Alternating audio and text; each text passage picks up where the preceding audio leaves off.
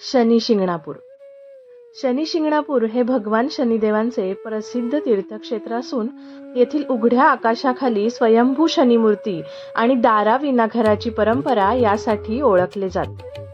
नमस्कार मंडळी, मी संपदा जोशी. तुम्हा सर्वांचं माझ्या चॅनलमध्ये खूप खूप स्वागत. शनिदेवांच्या दर्शनासाठी देशभरातून भाविक इथे येतात. इथे पोहोचल्यावर मंदिर परिसरात सकारात्मक ऊर्जा आणि भक्तिमय वातावरण मनाला खूप शांतता देतं. मंदिर परिसरातील प्रत्येक क्षण खूप सुंदर आणि समाधान देणारा होता.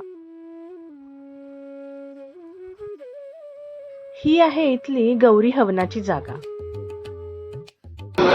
आज आईबाबांमुळे शनी शिंगणापूरला येण्याचा योग आला. या मंदिराची आख्यायिका अशी आहे की एकदा जोरदार पावसामध्ये एका पानस या नाल्यात एक काळा कुट्ट दगड वाहताना दिसला एका गुराख्याला. सो त्या गुराख्यानी त्या हे काय आहे असं म्हणून त्या दगडाला काठीने टोचण्याचा प्रयत्न केला.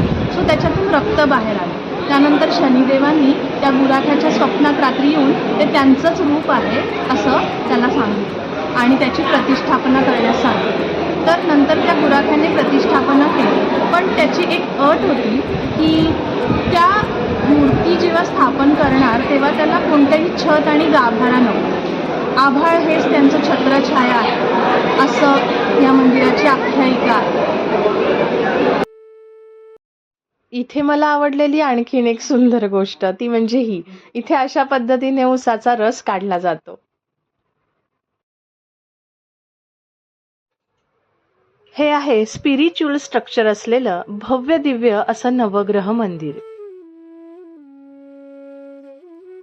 शनी शिंगणापूरची आणखी एक विशेष गोष्ट म्हणजे येथील लोकांचा शनिदेवांवर असलेला अढळ विश्वास.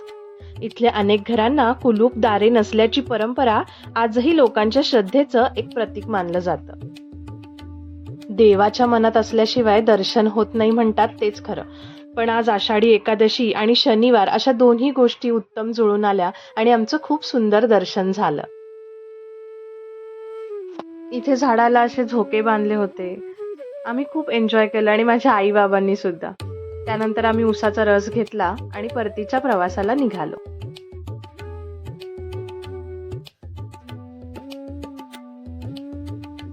हा संपूर्ण अनुभव माझ्यासाठी खूप खास आणि अविस्मरणीय ठरला.